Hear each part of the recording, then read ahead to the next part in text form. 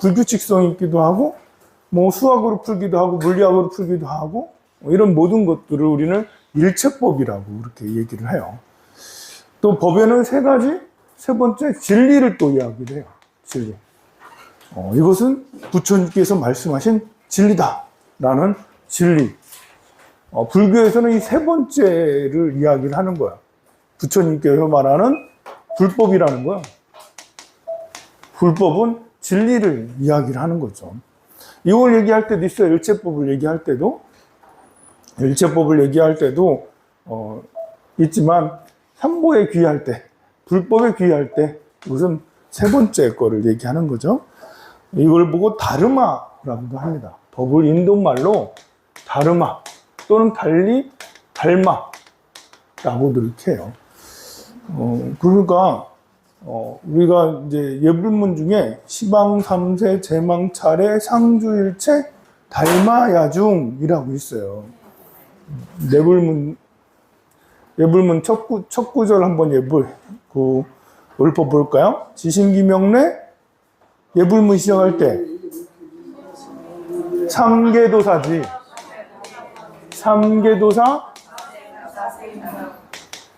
삼계의 도사이고 이끌어주는 스승이고 사생의 자부이신, 그리고 뭐라고? 시야분사, 나의 본래 스승이신 석가모니불, 이렇게 처음에 절을 올린다고 그랬죠. 그 다음엔 뭐죠? 지신기명래 시방삼세. 시방은 공간이고 삼세는 시간이라고 그랬어요. 제망차례는 제석천의 그물에 보여지는 모든 세상. 그러니까 사실 시방삼세도 같은 의미인 거예요. 제망차례라고. 제석천에는 저 하늘세계에는 그물이 있는데 그물 코마다 구슬이 있대요. 그 구슬에 비춰지는 모든 세상, 이 세상이 다 비춰지고 우주가 다 거기 비춰진대. 그걸 보고 제망차례라는 거예요. 그러니까 시방삼세는 같은 말이죠. 모든 세상이니까. 공간적으로, 시간적으로 모든 세상. 상주일체. 항상 머문다. 모든 곳에 항상 머무는. 그러니까 시방삼세, 시간과 공간적으로 항상 머무는 제망차례, 상주일체, 불타야중. 불타. 부처님들께 귀합니다. 야중은 들께예요. 부처님들께 귀합니다. 이렇게 하는 거고, 또 그 다음에 시방삼세, 제망차례, 상주일체, 달마야중 이렇게 하잖아요. 여기서 달마야중은 달마대사가 아니고 부처님의 불법을 말하는 거죠. 진리예요. 진리의 귀를 하는 거예요. 나중에 쭉 하다 보면 시방삼세, 제망차례, 상주일체, 승가야중 이렇게 있는데요. 승가는 이런 부처님의 가르침과 부처님의 가르침대로 수행하는 수행 단체를 승가라고 이렇게 얘기를 합니다. 그래서 여기 보면 88페이지 세 번째 줄, 법은 산스크리트어로 달마 또는 빨리어로 담마로 번역했다. 담마 빠다 이런 경우도 있고 막 그러거든요. 우리 불교를 이제 공부하다 보면 이렇게 언어가 몇 개의 언어로 이제 그 번역이 돼 있어요. 부처님의 가르침이 제일 처음 경전으로 엮여질 때만 해도 빨리어 또는 빨리어로 같은 말이에요. 빨리어로 이렇게 부처님 말씀이 기록이 됐어요. 그리고 인도가 이제 워낙 인구도 많고 지역이 많다 보니까 그 언어가 많잖아요.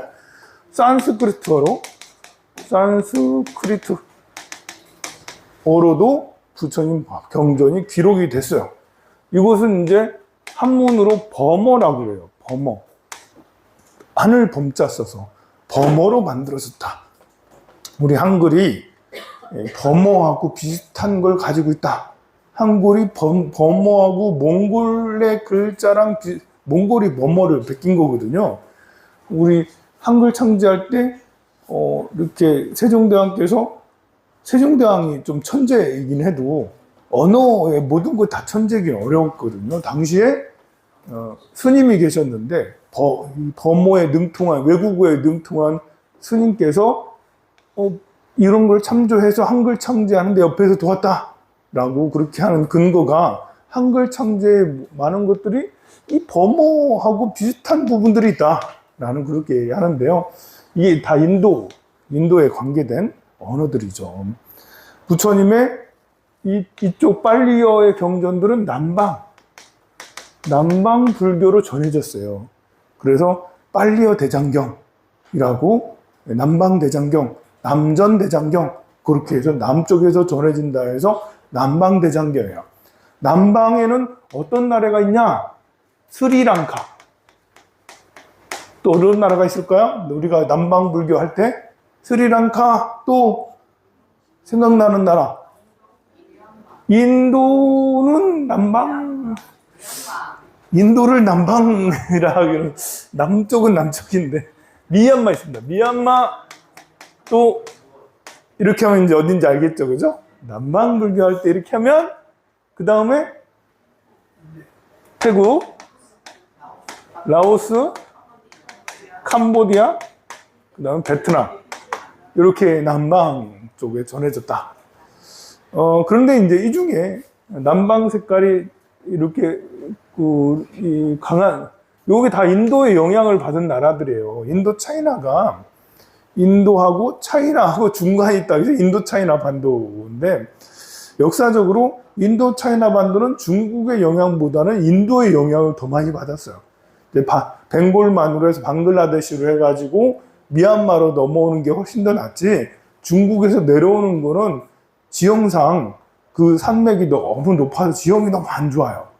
제가 중국의 그쪽 티베트 그 밑쪽에서 미얀마, 라오스 이쪽으로 너무 걸어서 넘어가려고 한번 도전해 볼까 했었던 적이 있었는데 안 되더라고. 그게 될 수가 없어. 너무 험하고 길도 없고. 그래서 인도 지역의 영향을 아직 여전히 많이 받아서 인도 불교가 미얀마를 타고 태국을 타고 라오스, 캄보디아까지 가는데 베트남도 갔죠. 근데 이 중에 베트남은 좀 특이하게 중국의 영향을 더 많이 받았어요. 그래서 베트남 불교는 중국 불교랑 유사한 게 우리나라 불교랑 유사한 게 조금 있어요. 그래서 베트남은 프랑스에게 지배도 받았지만 그래서 기독교도 많이 있어요. 근데 신기하게 아직도 여전히 불교가 많아서 베트남의 이주민들이 이렇게 보면 절에 한 번씩 와요. 보면 베트남 사람들은 여전히 초하루하고 보름날은 보름날 같은 때는 베트남 사람들은 아예 그날은 고기 안 먹는 날이래. 그래서 사찰 음식 먹는 날 해가지고 시내에 가면 사찰 음식처럼 이렇게 요리를 해주는 그런 식당도 유행하고 그런다고 그래요. 그래서 의외로 채식 요리를 좋아하는 그런 베트남도 있다. 근데 남방은 이렇게 얘기하는데 베트남만큼은 북방불교랑 뒤섞여 있는 그런 걸 알 수 있어요. 그러면 이 산스크리트가 이제 범어로 기록이 되어 있는데 이 범어는 주로 북방불교로 전해졌어요. 물론 남방불교의 이런 경전들이 산스크리트어로도 이게 경전이 조금 이제 초기 경전이 있고 중기 이후에 여기서 초기, 중기, 후기 경전이 초기 경전까지라면 아함경의 부류가 있어요. 경이 그런 게 있어요. 아함경이라고 부처님께서 최초로 설법하셔서 뭐를 했던 초기의 경전들이 아함경.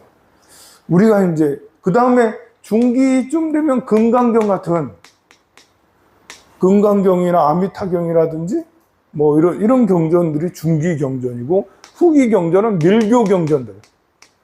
화엄경, 법화경 이런 건 다 중기 정도에 나오는. 그러니까 불교가 발전하면서 경전은 계속해서 나타났어요. 그런 이제 다른 종교도 마찬가지예요. 기독교도 성경이 예수님이 나타나는 그 당시에 그 성경이 계속 지금까지 2000년 후까지 똑같은 성경이 아니에요.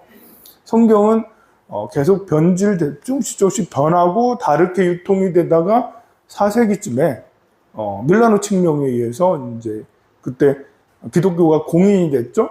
그때 로마에서 밀라노 칙령을 내려서 우리 이제부터 기독교 믿을 거야. 그 전까지만 해도 로마는 기독교를 박해했거든요. 근데 갑자기 아우구스투스인가? 그 황제가 정책적으로 로마가 너무 비대하고 이 로마를 효과적으로 다스리려면 어떻게 해야 되지? 해서 연구를 시켰어요. 많은 연구자들한테. 그 연구원들이 하는 말이 사상을 하나로 통일했으면 좋겠다. 종교를 하나로 했으면 좋겠다. 근데 기존에 있었던 그리스 로마 신화 이런 것들은 다신교 신앙이잖아요. 제우스도 믿고 아프로디테도 믿고 뭐 비너스도 믿고 포세이돈도 믿고 야 이래 되니까 하나로 통일되지 않는다. 중앙 집권화가 되지 않는다. 그런데 기독교를 보니까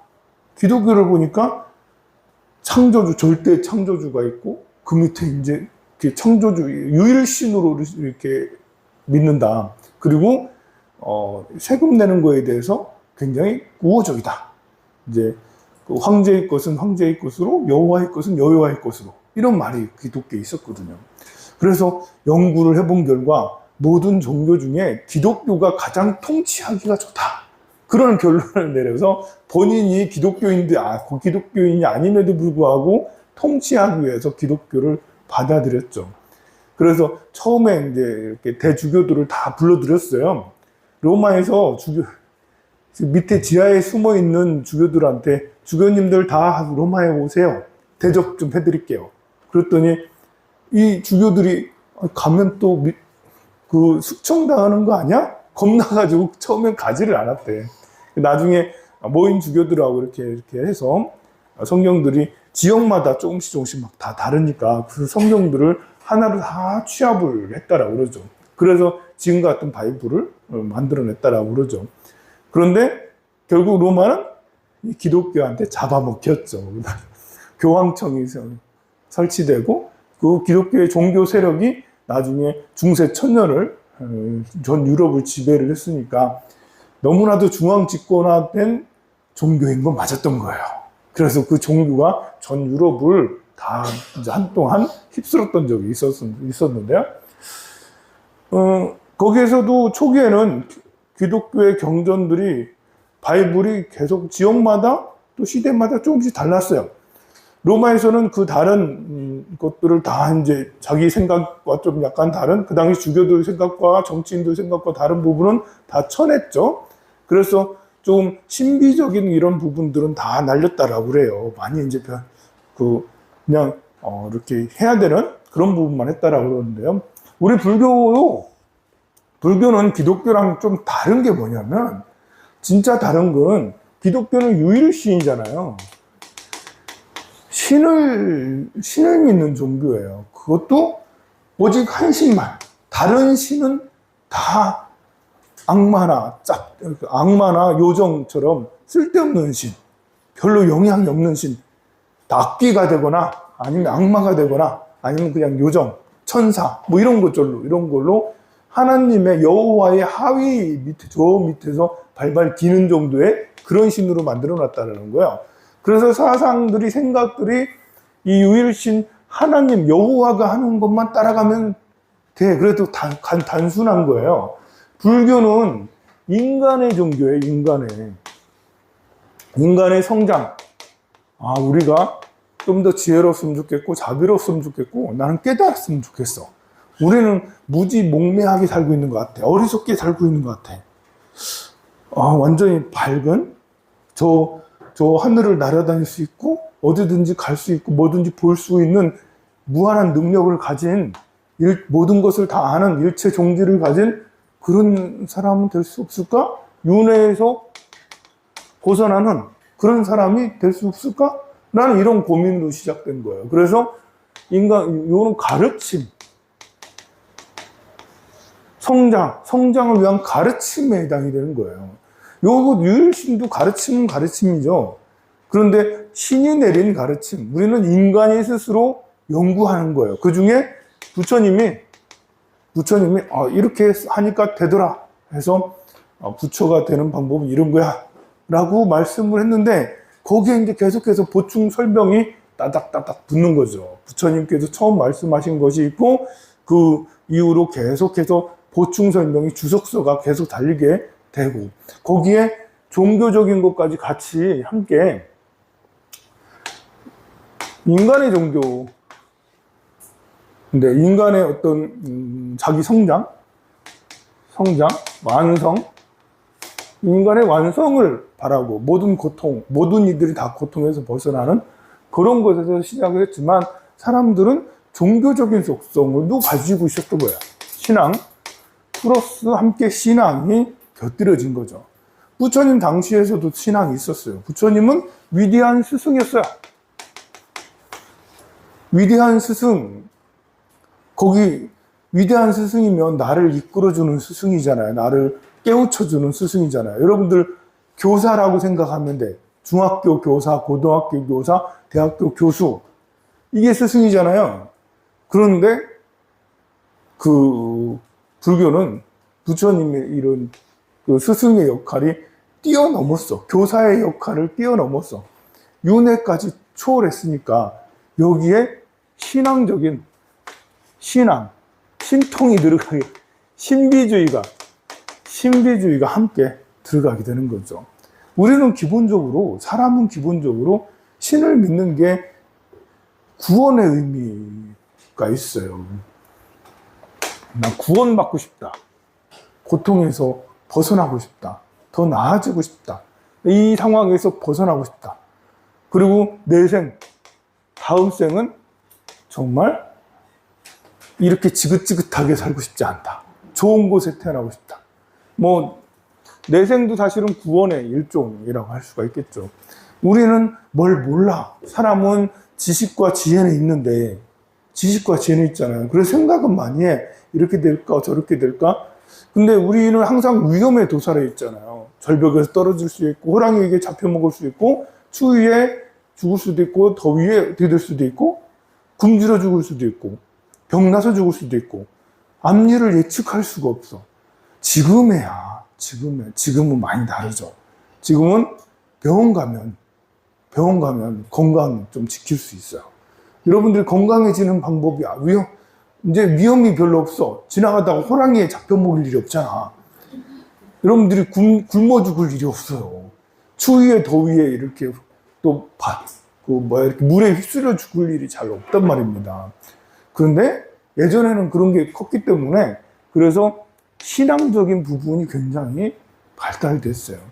한번 태풍이 불어서 이렇게 하면 농작물 흉년이 쑥 되잖아요. 그러니까 제사를 모셔서 어떻게 이 난관을 구해주소서. 하늘에게 기도를 하면 태풍이 오지 않을 것 같아요. 그럴까요? 그럴까요? 이제 하늘에 기도를 하면 우리 아들이 합격할 것 같아요. 이건 아직도 유효하네요. 이렇게 아들이 합격하고, 또 누군가 이제 이렇게 큰 사고가 당하지 않고, 또 병 걸렸을 때 암 걸렸는데 암 3기야. 그럼 나 어떻게 하면 우리 아들 낫게 할까? 우리 아버님 낫게 할까? 부처님 제발 좀 살려주세요. 이런 건 아직도 여전히, 우리가 이런 구원들은 여전히 있지만 많은 위험에서는 벗어났어요. 그래서 요즘에는 이렇게 비종교론자들이 굉장히 많은 거예요. 종교인들이 굉장히 많아진 거예요. 그런 상황 때문에. 예전에는 종교에 치우칠 수밖에 없었던 이유를 알겠죠. 옛날엔 그럴 수밖에 없겠다. 아니, 사람이 이렇게 갑자기 있다가 이렇게 이렇게 있다가 푹 넘어지기도 하잖아요. 옛날에는 객기 들렸다라고 그래. 같이 얘기하다가 갑자기 벌벌 떨면서 이렇게 넘어지고 이렇게 하기도 하고, 심장마비 걸리기도 하고 이런 거 있잖아요. 보면 어제까지는 건강했는데 오늘 시린 씨는 마라. 요즘에는 바이러스 걸렸다라는 걸 알지. 근데 옛날에는 그 귀신 들렸다. 우리 이제 바이러스도 귀신의 일종이에요. 바이러스도 생명이 하나요. 다른 생명이 나한테 침투해가지고 해. 암도 귀신 들렸다라고 말이 틀렸다는 게 아니에요. 암도 생명이 하나라서 내 위 속에 혹이 생겼잖아. 그러면 귀신 들렸네? 근데 이제 느낌이 다른 거죠. 그러니까 옛날의 귀신은 여러분들이 지금 생각하는 귀신 하면 느끼는 게 있잖아. 저 공동묘지에서 쭉 올라와가지고 보이지 않는 곳에서 오 하고 다니는 뭐 이런 거. 목날 귀신, 처녀 귀신 이런 귀신만을 생각하잖아요. 그런데 옛날에는 이제 아파도 귀신 들렸다, 뭐 잘못돼도 귀신 들렸다, 사고가 나도 귀신 들렸다, 물에 빠지면 귀신이 들렸다, 뭐 다 그렇게 얘기를 하고 그렇게 하는데요. 익사하는 것도 똑같은 자리에 익사하기 쉬운 게 거기에 그 귀신이 살아서 그런 것보다도 죽었던 귀신이 지방령이 거기에 계속 있어서 그러는 것보다도 그게 거기 빨려 들어가는 데가 빨려 들어가는 거 아니겠어요? 물의 흐름이라는 것이. 그래서 거기에 빠져가지고 빠져나오지 못하고 쑥 들어가고 그러는데 이제 우리는 이제 그것들을 이제 귀신이 거기에 살고 있다. 그런 생각하면 또 그러면 물의 흐름으로 빨려 들어가는 그 자리는 귀신이라 할 수 있겠네. 뭐 지금으로 해석하면 귀신에 대한 해석을 꼭 그렇게 어떤 사람이 죽어서 천도가 안 돼서 남아있는 걸 봐가지고 그것만 귀신을 할 게 아니라 바이러스도 귀신이고 자연 현상 중에 어떤 사람을 해하는 현상 그것도 귀신이라 할 수도 있는 거예요. 자, 그렇게 생각을 지금은 이제 해내지만 과거에는 그걸 뭐라고 할 수 없으니까 그냥 다 귀신 들렸다. 똑같은 자리에서 계속 사고가 나.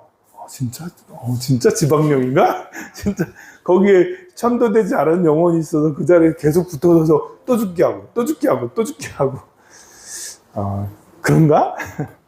아직도 그걸 우리는 믿고 있어요. 그럴지도 모르겠다라는 그게 여전히 옛날부터 생각했던 이런 것들이 여전히 남아있는데요. 그래서 지금은 과학이 발달되어 있고 또 의학이 발달되어 있어요. 그러니까 아프면 병원 가고 이게 바이러스라는 걸 알고 다른 거라는 걸 알아요. 그러니 구원은 신에게 가서 하는 게 아니라 의사에게 가서. 구원은 돈이 해주는구나. 이제 구원은 돈이 해주네. 굶주림과 그리고 이렇게 뭐랄까 이렇게 건강 이런 모든 것들이 돈이면 다 해결되네. 해서 지금은 신보다는 돈을 더 많이 믿는 그런 사람들이 더 많아요. 근데 신에 대한 것도 이게 꼭 이제 귀신이 아니더라도 정말 하나님이 있고 없고를 떠나서 이게 불교가 스승 석가모니 부처님께서 스승이잖아요. 근데 이 스승의 힘이 너무 세지셨어. 그래서 전지전능 못하는 게 없어. 스승님이 능력이 킹왕짱이야. 그래서 못하는 게 없어. 다 해. 그래서 스승님 도와주세요. 저희 흑기사가 돼주세요. 그래서 제가 지금 뭐가 필요하거든요. 그래서 그러면 스승님이 나에게 구원을 내려주신다. 이렇게까지 되니까 스승님에 대한 신앙이 부처님 당시에도 많았어요. 부처님이 지나가면 부처님한테 공양을 괜히 올리지 않았어요. 이렇게 공양 올리면 복이 오겠지. 뭔가 다른 스승님이 나에게 어떤 걸 해주시겠지. 뭐 이렇게 복도 스승님한테 올리면 석가모니 부처님한테 올리면 복도 엄청나게 커져서 내가 복을 받겠지.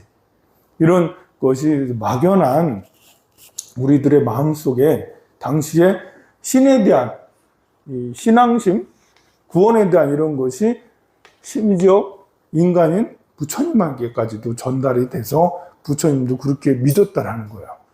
그런데 지금은 과거랑 다르게 거의 80% 정도는 사람의 능력으로 해결을 해버렸어요. 그러니까 믿음에 대한 상태도 많이 달라지는 거예요. 지금은 부처님을 어떤 신통력이 대단한 스승으로 이야기를 하면 저 기복불교다.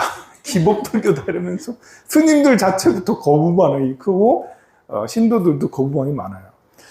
근데 이제 아직 여전히 유일신을 주장하는 기독교는 유일신이잖아요. 여전히 유일신이에요. 방향을 바꾸지 않았어. 그래서 유일신요 기독교에서 자꾸 이제 하나님의 뜻대로 뭐 이렇게 모든 그러니까 이제 반발감이 많이 생기는 거예요.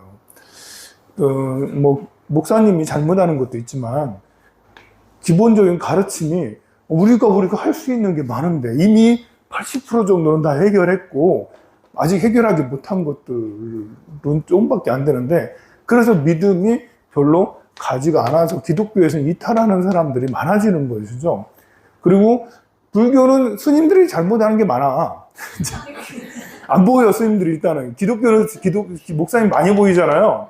정치권에서도 스님들은 아무 얘기 안 하잖아. 무슨 목사회, 무슨 뭐 신부회 이런 데서 많이 얘기하고 그러는데. 근데 스님들이 뭐 한 번씩 이상한 사건도 나오고 또 한 번씩 이렇게 근데 전혀 안 나오기도 하고 그러니까 이렇게 정보에 어두워서 그렇지 기본적으로 호감도는 불교가 굉장히 또 좋아요. 어느 종교에 관심이 많냐? 라면 기독교는 별 관심 없어요. 불교는 좀 관심이 가요. 그거는 이제 바로 인간의 종교고 스승으로서 깨달음의 종교였기 때문에 그렇습니다. 그래서 여기서 말하는 법이라는 것들도 진리에 대한 가르침이라 할 수 있어요. 자, 불교가 이제 남방불교, 북방불교. 북방은 산스크리트 경전. 산스크리트로 된 경전들이 주로 옮겨졌어요. 그러니까 인도가 이렇게 있으면 히말라야를 넘어서 중국으로, 티벳과 중국으로는 산스크리트 경전들이 많이 가졌고, 여기에 있는 스리랑카랑 이쪽에 인도 차이나는 그 빨리어 경전들이 많이 옮겨졌어요. 이거는 왜 그러냐면, 티베트하고 중국은 불교가 늦게 전해졌어요. 빨리 전해지지 않은 거예요. 요, 스리랑카 쪽으로는 불교가, 2세기? 3세기? 이때 불교가 전해졌어요. 비교적 빨리 불교가 전해졌어요. 더 빨리, 기원전이에요, 기원전. 기원전 2세기, 3세기. 부천 열반은 100년, 200년이 지나서 불교가 전해진 거예요. 이 미얀마도 역시 비슷해요. 굉장히 일찍 전해졌죠. 근데 이쪽으로 티베트는 기원전 6세기, 아니 기원 후 6세기, 뭐 5세기, 6세기 이렇게 전해졌어요. 중국은 그거보다 좀 빨라요. 중국은 이렇게 갔기 때문에 중국은 기원 전후에 전해지긴 했어도 별 관심이 없어서. 한나라 중반쯤에는 한 명제, 뭐 57년, 이렇게, 기원은 57년 이럴 때 전해졌다고 했는데, 한나라 시대 한창일 때는 한나라가 강한 나라였거든요. 한나라에 유교가 있고 도교가 있잖아. 그러니까 불교를 받아들일 이유가 없었어. 별 관심이 안 끌어졌다라는 거예요. 그런데 한나라가 멸망하면서 위촉 5나라 삼국시대가 열리게 되죠. 삼국시대가 열리면서 북방민족들이 저 오랑캐들이 밑으로 쭉 내려오면서 중국의 정치 상황이 굉장히 불안해졌어요. 그러자 이제 북방민족 이렇게 지배에 있던 민족들에서는 불교에 대한 호감도가 굉장히 높아진 거예요. 외국에서 들어왔죠. 그리고 이제 또 다른 기본적인 중국에서 또 다른 이제 흐름의 종교죠. 또 신앙적인 또 북방이다 보니까 위험한 곳에 있잖아. 신앙적인 것도 강하죠. 그래서 중국에는 4세기, 5세기 이때 불교가 막 꼽혀요. 그러니까 이때쯤 되면 인도 내에서도 산스크리트어로 된 경전들이 주류가 돼요. 이제 기원 전이나 빨리어가 조금 이렇게 되지, 기원 후가 되면서부터는 산스크리트어가 인도의 대세가 되면서 인도에서 넘어간 불교는 산스크리트 경전으로 넘어가게 된다는 거예요. 그리고 이 남방 불교는 기원 전에 넘어간 불교이기 때문에 기원 전에 있었던 경전만 넘어가요. 그러니까 산스크리트어로 된 경전들은 안 넘어가고, 산스크리트어로 된 경전은 기원 후에도, 그러니까 BC 이전에 넘어가.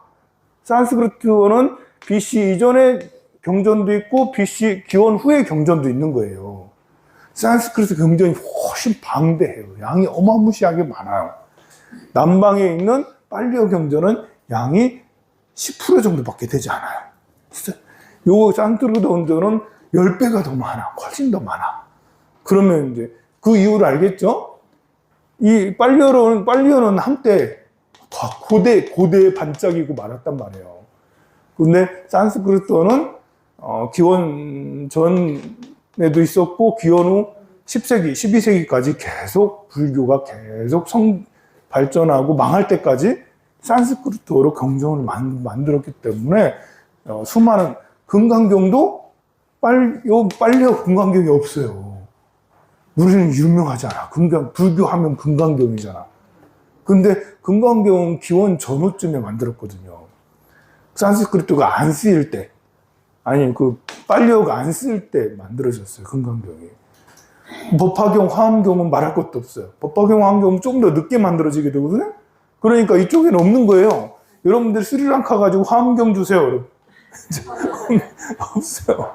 거기는 오로지 니까야 해가지고 아함경, 니까야. 디가 니까야, 마찌마 니까야, 앙구따라 니까야. 거기서는 니까야라고 불러요.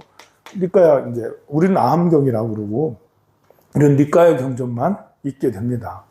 그리고 이것이, 이런 불교가 산스크리트어로 된 경전의 거의 대부분이,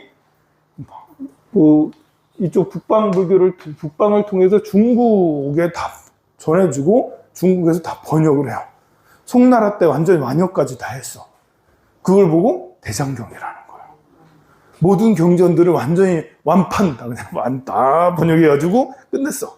그걸 송나라 대장경이라는 거고, 송나라 대장경을 고려시대에 수입해가지고, 그래가지고 우리나라에서 자꾸 거란이 자꾸 침입해가지고, 몽고 이전에 거란이 북방에서 계속 우리나라를, 거란의 1차 침입, 2차, 강감창 장군 나오고 일지문덕 장군 나오고 했잖아요. 그게 다 거란족 때문에, 거란이 막 침입해서 그랬잖아요. 서희의 단판, 이런 거, 그 역사책에 다 배웠잖아. 그 1차, 2차, 3차 침입 이런 거거든요. 그때 거란이 침입하니까 국난이 당했어. 국난이 이렇게 외국에서 침입하면 뭐 해야 되겠어요, 여러분들? 외국에서 침입하면 싸우는 데 치중해야 되겠죠. 예, 병력을 더 늘리고, 어쨌든 군량미를 더 많이 만들고 해서 군사훈련을 더 많이 하고, 활도 더 많이 만들고, 창도 더 많이 만들고, 칼도 더 많이 만들고 이래야 되잖아요. 근데 고려시대에 뭐 했게요? 대장경을 만들었어요. 대장경을 만들었어요. 고려시대에 처음에 이제 대장경, 초조대장경 그래. 초조대장, 송나라에서 이렇게 했던 것들을 우리도 만들까 하고 있었는데 거란족이 내려온 거예요. 부처님 말씀으로 극복하자 해서 이렇게 이 대장경 양이 엄청 많잖아요. 그 많은 것들을 다 일일이 다 당시는 기기가 없으니까 손으로 다 파가지고 그렇게 해서 초조 대장경을 만들어서 대구 부인사에 803 밑에 부인사가 있거든요. 거기다 보관을 했어요. 그렇게 해가지고 거란의 3차 침입을 다 막아냈다. 그런가요? 그런가요? 이렇게 종교는 어떤 신비한 힘을 구하죠. 거란이 침입했으니까, 부처님, 저희들이 이렇게 부처님의 말씀을 다 일일이 새겨가지고 잘 보관할 테니까 부처님의 가호파, 이 기도를 꼭 들어주세요. 라고 했을 때, 신비한 힘이 작용이 될까 안 될까? 저는 작용이 된다라고 생각을 해요. 신비한 힘은 우리의 의식을 만들고 생각을 만들고 의식을 하나로 모으죠. 의식을 하나로 모으면 더 집중화돼서 그런 것이 생각의 힘이 파워가 훨씬 더 세다. 하나로 똘똘 뭉칠 수가 있잖아요. 불교로 똘똘 뭉치면 이제 내가 힘이 약해도 어떻게든 버텨내고 극복해낼 수 있는 그런 게 있으니까요.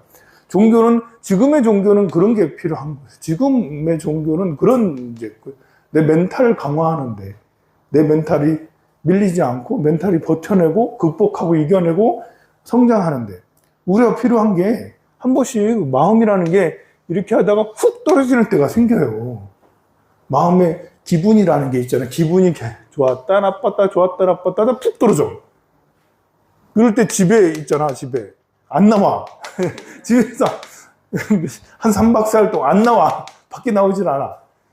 근데 어쩔 수 없이 돈 벌어 먹으려면 직장 나와야 되잖아. 그래, 직장을 가진 사람이 직장이라는 게 굉장히 사람에게 큰 힘을 주는 거예요. 어쩔 수 없이 나가야 돼, 직장. 그래서 직장에 나간다고 또 이렇게 나가면 다시 또 마음이 막 올라와요. 직장에 또 스트레스 다 받지만, 해가지고 푹 떨어져. 그래서 어디 나갈 때 있는 거는 괜찮은 거예요. 직장에 꾸준히 나가면, 그래도 이렇게 한 번씩 폭 무너졌을 때, 그것을 이제 치유해 줄 수 있는 게 어떤 관계죠, 관계. 누가 나와 해가지고 직장은 안 나갈 수가 없으니까. 직장이 없는 사람은 들어가가지고 이제 안 나오는 사람들은 이 문제가 있는 거예요, 이제. 우울증이 너무 심해지거나, 뭐, 문제가 심각해져. 이게 몇 년 동안 그렇게 아무 웃는 생활을 하고 뭐 이렇게 정말 그렇게 되죠. 그래서 이 사람들을 구제를 해줘야 돼. 친구가 자꾸 전화해서 나와라. 근데 또 한계가 있습니다. 그래서 일이 있다라는 것은 그만큼 나를 지켜주는 것이 생기기도 해요. 근데 또 일은 또 거기서 또 스트레스를 또 받으니까.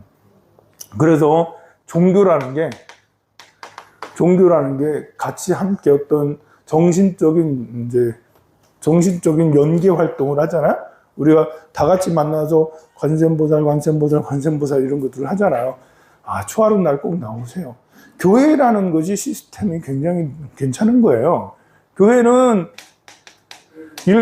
일요일이잖아. 일요일, 수요일까지 만들었어. 또 무슨 목요 예배 이런 것까지 다. 뭐 별거 다 만들어. 가정 예배까지 다 해가지고 막 이렇게 안 하는 게 없어.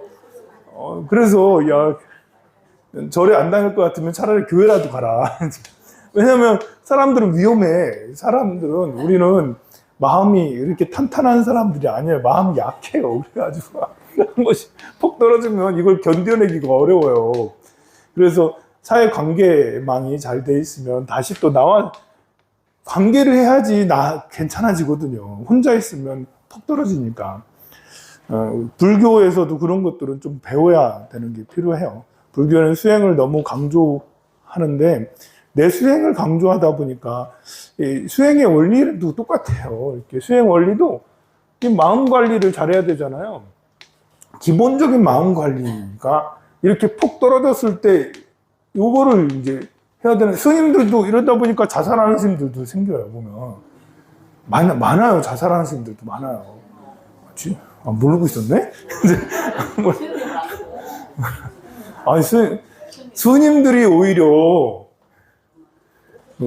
스님들이 오히려 출가했잖아요. 처자식이 없잖아요. 그리고 몸에 대한 애착까지도 없어요. 삶에 대한 애착이 별로 없어요. 공부를 쭉 오래 하다 보니까 이렇게 몸 바꿔야겠다. 몸 바꿔야겠다라는 게 입이 달아. 그냥 이제 나이가 몸이 아파도 치유를 잘 안 해요. 우리 기도하는 도성 스님이 이빨이 8개나 다 나가고, 뭐, 당뇨가 있고, 막 이렇게, 당뇨약 잘 안 먹으려고 그래. 뭐, 당뇨약은 기본적으로 꾸준히 먹어야 돼. 혈압약, 당뇨약, 뭐, 또 뭐지? 뭐, 고지혈, 이런 것들은 그냥, 여기 있잖아. 갑상선.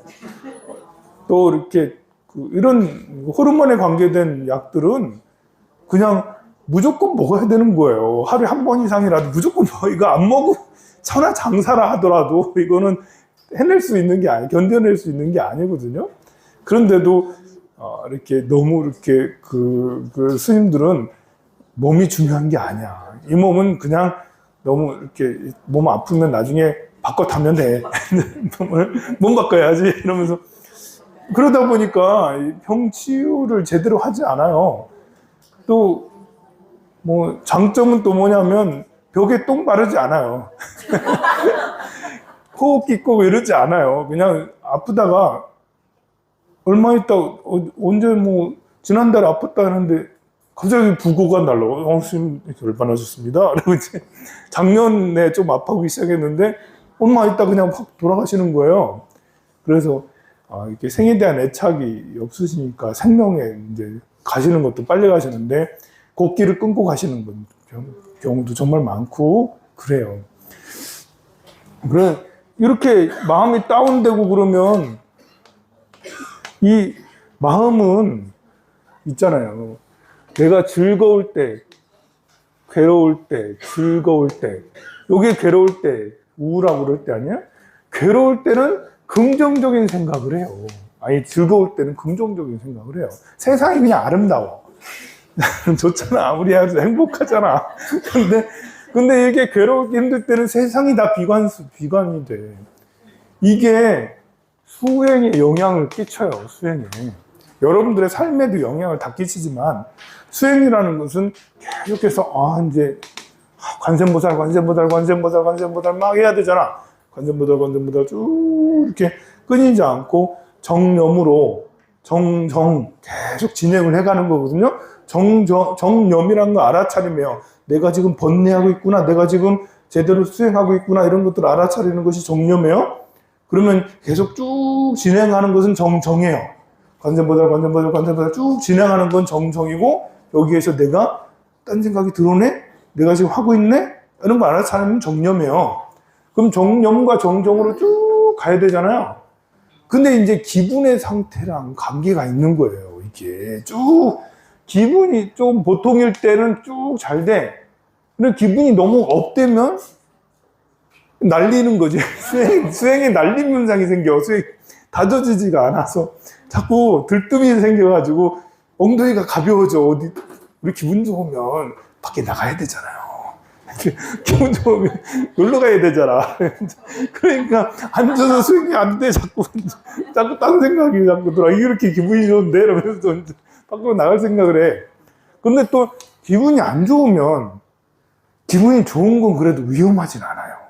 그러니까 스님이 수행하다가 기분 좋으면 그냥 다니면 되는 거니까 위험하진 않아. 근데 기분이 나쁠 때는 모든 사람이 사실 다 위험하죠. 기분이 푹 떨어졌을 때는 생각 한번 잘못하면 뭐 약을 먹기도 하고 뭐 하기도 하고 이렇게 되니까요.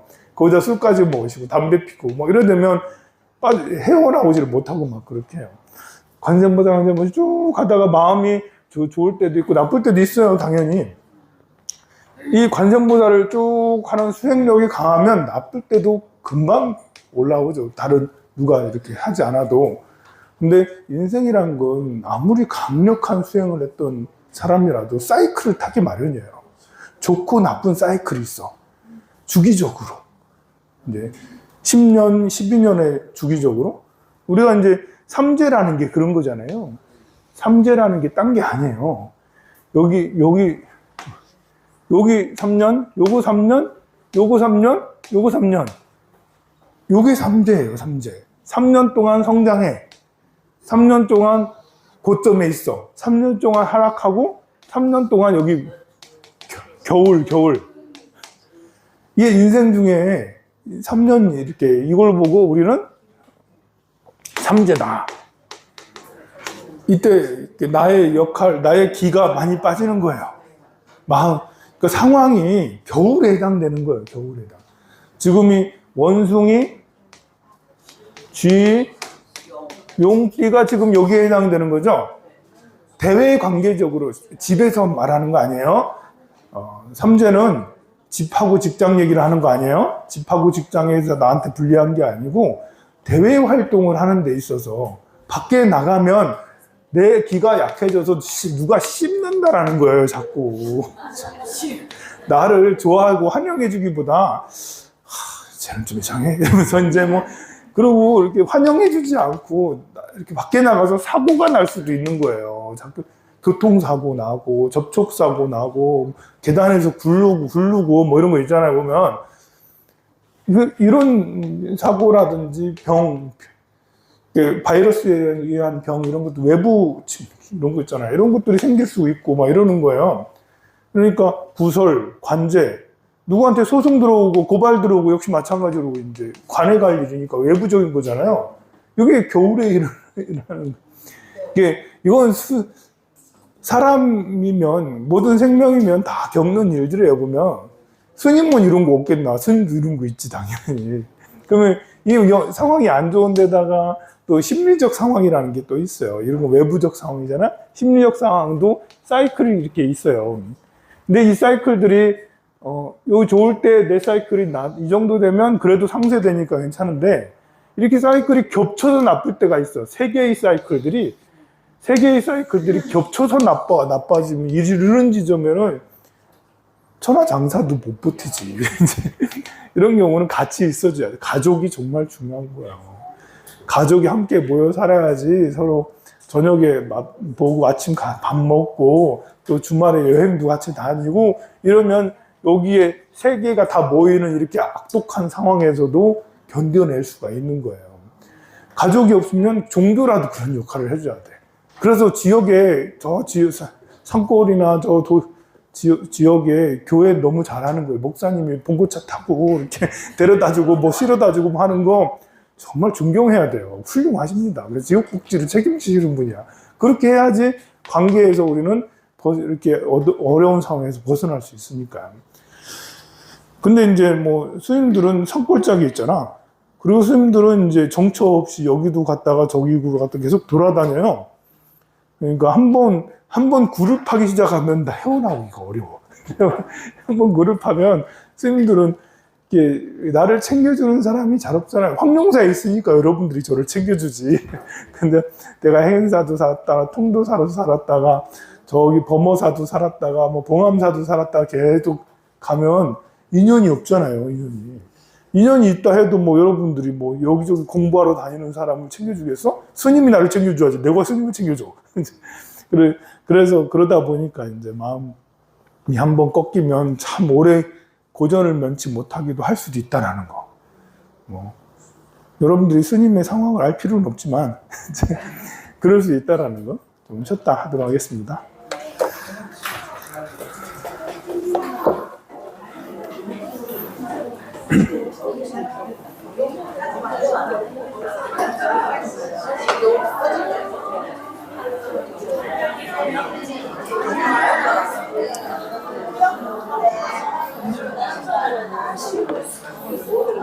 당황이